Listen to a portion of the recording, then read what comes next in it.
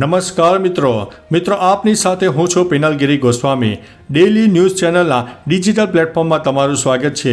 આજના સમાચારમાં સૌપ્રથમ વાત કરીશું નિશિકાંત દુબે વિરુદ્ધ સુપ્રીમ કોર્ટમાં અરજી દાખલ થઈ છે।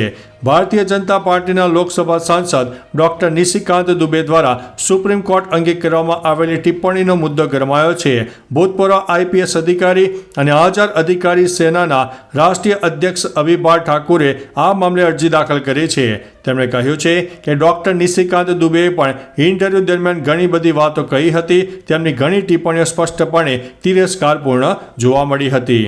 મિત્રો, અન્ય મહત્વના સમાચારની વાત કરીએ તો શુભમન ગિલને 12 લાખનો દંડ ફટકારવામાં આવ્યો છે। શુભમન ગિલની કેપ્ટનશીપ હેઠળ ગુજરાત ટાઇટન્સે શનિવારે દિલ્હી કેપિટલ્સ સામે 7 વિકેટે વિજય મેળવ્યો હતો। આ જીત સાથે ગુજરાત પોઈન્ટ ટેબલમાં ટોચ ઉપર પહોંચી ગયું છે। આ જીત બાદ બીસીસીઆઈએ શુભમન ગિલ પર 12 લાખ રૂપિયાનો દંડ ફટકાર્યો છે। ગુજરાત ટાઇટન્સના કેપ્ટન શુભમન ગિલને દિલ્હી કેપિટલ્સ સામેની મેચમાં ધીમી ઓવર રેટ બોલિંગ કરવા બદલ દંડ ફટકારવામાં આવ્યો હતો। મિત્રો, અન્ય મહત્વના સમાચારની વાત કરીએ તો ગેરકાયદેસર બાંધકામ વિરુદ્ધ મોટી કાર્યવાહી હાથ ધરવામાં આવી છે। ગાંધીધામમાં ગેરકાયદેસર બાંધકામ વિરુદ્ધ કાર્યવાહી કરવામાં આવી છે। ગાંધીધામ બી ડિવિઝન પોલીસે કાર્યવાહી કરતા સરકારી જમીન પરના ગેરકાયદેસર બાંધકામને તોડી પડાયો છે। આ જમીન મહાલક્ષ્મી ગોડાઉન એટલે કે એચકેની બાજુમાં જીઆઈડીસી રોડ પર આવેલી છે। હાલના જંત્રી ભાવ પ્રમાણે આ જમીનની કિંમત 27.30 લાખ આંકવામાં આવી છે। આરોપી હનીફ સંઘાર વિરુદ્ધ રાયોટિંગ, મારામારી ઉપરાંત હુમલા અને પ્રોહિબિશનના ગુનાઓ નોંધવામાં આવેલા છે। મિત્રો, અન્ય મહત્વના સમાચારની વાત કરીએ તો મેદસ્વીતા મુક્ત ગાંધીનગર અભિયાન શરૂ કરવામાં આવ્યું છે। રાજ્યમાં મેદસ્વીતા દૂર કરવા માટે વિશેષ અભિયાનની શરૂઆત કરવામાં આવી છે। આ અંતર્ગત ગાંધીનગરમાં પણ મેદસ્વીતા મુક્ત અભિયાન શરૂ કરવામાં આવ્યું હતું। આગામી 1 મે થી 31 મે સુધી સ્વર્ણિમ પાર્ક ખાતે યોગ શિબિરનું આયોજન કરવામાં આવ્યું હતું। આ અભિયાનમાં મોટી સંખ્યામાં નગરજનો રજીસ્ટ્રેશન કરાવી રહ્યા છે। ગુજરાત રાજ્ય યોગ બોર્ડના ગાંધીનગર જિલ્લા કોઓર્ડિનેટર છેલ્લા 6 વર્ષથી લોકોને યોગ સાથે જોડવાનું કાર્ય કરી રહ્યા છે। મિત્રો, અન્ય મહત્વના સમાચારની વાત કરીએ તો સોના અને ચાંદીના ભાવમાં વધારો થયો છે। આ અઠવાડિયે સોના અને ચાંદીના ભાવમાં વધારો થયો। IBJના ડેટા અનુસાર એક અઠવાડિયામાં સોનાના ભાવમાં 1557 રૂપિયાનો વધારો થયો છે। ગયા અઠવાડિયાના છેલ્લા દિવસે એટલે કે શુક્રવારે 24 કેરેટ સોનાના 10 ગ્રામનો ભાવ 93,353 હતો, જે હવે 94,910 રૂપિયા પ્રતિ 10 ગ્રામ પહોંચી ગયો છે। આ સમયગાળા દરમિયાન ચાંદીના ભાવમાં પણ 2222 રૂપિયાનો વધારો થયો છે। 1 કિલો ચાંદીનો ભાવ હાલમાં 95,151 રૂપિયા છે। મિત્રો, અન્ય મહત્વના સમાચારની વાત કરીએ તો ટ્રમ્પ વિરુદ્ધ અમેરિકન લોકો ફરી રસ્તા પર ઉતર્યા। અમેરિકાના રાષ્ટ્રપતિ ડોનાલ્ડ ટ્રમ્પની નીતિઓ સામે સમગ્ર અમેરિકામાં જોરદાર વિરોધ પ્રદર્શન થઈ રહ્યા છે। ટ્રમ્પ વિરુદ્ધ તમામ 50 રાજ્યોમાં હજારો લોકો રસ્તા પર ઉતરી આવ્યા। આ પ્રદર્શનોને 50,501 ચળવળ નામ આપવામાં આવ્યું છે। આનો અર્થ એ છે કે 50 રાજ્યો, 50 પ્રદર્શનો અને એક આંદોલન। વિરોધીઓએ વ્હાઇટ હાઉસથી ટેસ્લા શોરૂમ સુધી પ્રદર્શન કર્યું હતું અને રાષ્ટ્રપતિ ટ્રમ્પ સામે પોતાનો ગુસ્સો વ્યક્ત કર્યો હતો। મિત્રો, અન્ય મહત્વના સમાચારની વાત કરીએ તો કચ્છ નહીં દેખા તો કુછ નહીં દેખાની વરવી વાસ્તવિકતા સામે આવી ગઈ છે। કચ્છની કાયાપલટમાં વર્ષ 2001ના ભૂકંપને કારણભૂત માનવામાં આવે છે।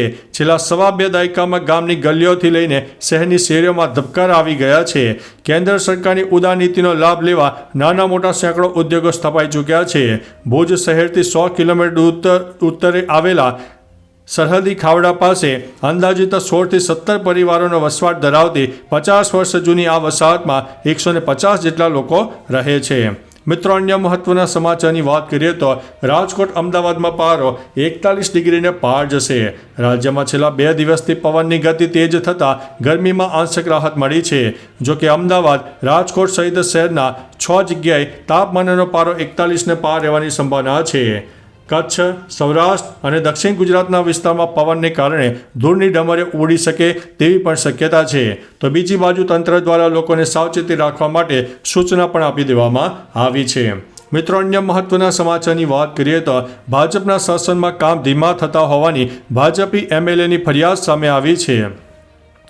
અમદાવાદ મ્યુનિસિપલ કોર્પોરેશનમાં ભાજપની સત્તા હોવા છતાં પણ કામગીરી ઝડપી ન થતી હોવાની ફરિયાદ ખુદ ભાજપના ધારાસભ્ય દ્વારા કરવામાં આવી છે. વેજલપુર વિધાનસભાના ભાજપના ધારાસભ્ય અમિત ઠાકરે મ્યુનિસિપલ કોર્પોરેશનની સંકલન સમિતિમાં વેજલપુર બુટ ભવાની મંદિર પાસે બની રહેલા ઓવરબ્રિજની કામગીરી ખૂબ જ ધીમી ગતિએ થાય છે તેવું કહ્યું હતું. મિત્રો, અન્ય મહત્વના સમાચારની વાત કરીએ તો પીએમ મોદી અમને દુશ્મન માને છે. બિહારની મુલાકાતે આવેલા કોંગ્રેસ અધ્યક્ષ મલ્લિકાર્જુન ખડગેએ બક્સરમાં કહ્યું કે પીએમ મોદી અને ભાજપ અમને દુશ્મન માને છે. રાહુલ ગાંધી, સોનિયા ગાંધી અને રોબર્ટ વાડ્રા વિરુદ્ધ તેમણે જે રીતે ચાર્જશીટ દાખલ કરી છે તે ફક્ત કોંગ્રેસ પાર્ટીને હેરાન કરવા અને પાર્ટીને બદનામ કરવા માટે છે. ગાંધી પરિવાર કોઈની સામે ઝૂકવાનો નથી, તે દેશ માટે લડતો રહેશે. મિત્રો, અન્ય મહત્વના સમાચારની વાત કરીએ તો મહાકુંભમાં આતંકવાદી હુમલો કરવાનું કાવતરું ઘડવામાં આવ્યું છે.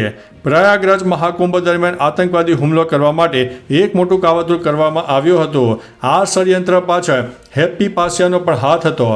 આ વાતનો ખુલાસો યુપી એસટીએફ અમિતાભ યશે કર્યો હતો. તેમણે કહ્યું છે કે વોન્ટેડ આતંકવાદી હરપ્રીત સિંહ ઉર્ફે હેપ્પી પાસિયા, જેની યુએસ એજન્સી FBI દ્વારા ધરપકડ કરવામાં આવી છે, તે આ ષડયંત્રમાં સામેલ હતો. મિત્રો, અન્ય મહત્વના સમાચારની વાત કરીએ તો જમાલપુરમાં ગેરકાયદેસર બાંધકામ મુદ્દે 5 આરોપીઓની ધરપકડ કરવામાં આવી છે. અમદાવાદના જમાલપુરમાં ગેરકાયદેસર બાંધકામ મુદ્દે મુખ્ય આરોપી સલીમ સહિત તમામ આરોપીઓની ધરપકડ કરવામાં આવી છે. પોલીસે ઉચાપત, છેતરપિંડી અને વકફના કાયદા હેઠળ કાર્યવાહી હાથ ધરી હતી. વકફ બોર્ડના કાયદાનો દુરુપયોગ કરવા મુદ્દે 5 આરોપીઓ સામે ફરિયાદ નોંધાઈ છે. આ બાંધકામમાં કાચની મસ્જિદ અને અન્ય એક ટ્રસ્ટની જમીન પણ સામેલ હતી. મિત્રો, અન્ય મહત્વના સમાચારની વાત કરીએ તો 2 બાળક ભાગીને પોલીસ મથકે પહોંચ્યા અને રેકેટનો પર્દાફાશ થયો. ગોડાદરા પોલીસ મથકે 18 એપ્રિલની રાત્રે 7 વર્ષની વયના 2 બાળક આવી ચડ્યા હતા. ગભરાયેલા લાગતા પોલીસ દ્વારા બંને બાળકની પૂછપરછ કરતા તેઓ રાજસ્થાનના ઉદયપુર જિલ્લાના ગામના હોવાનું જણાવ્યું હતું. તેઓને ગામડેથી લાવીને સુરતમાં સાડીની ઘડી વાળવાના કારખાનામાં ગોંધી રાખીને સતત 17 કલાક કાળી મજૂરી કરવામાં આવતી હોવાનો પણ પોલીસ સમક્ષ ચોંકાવનારો ખુલાસો કર્યો હતો. મિત્રો, અન્ય મહત્વના સમાચારની વાત કરીએ તો ગઢડાના સ્વામી માધવ પ્રસાદની ખેડૂત સાથે ઠગાઈ. બોટાદના ગઢડામાં સ્વામી માધવ પ્રસાદ સામે ખેડૂતની 1.5 કરોડની જમીન બારોબાર વેચી મારવાનો આક્ષેપ કરવામાં આવ્યો છે.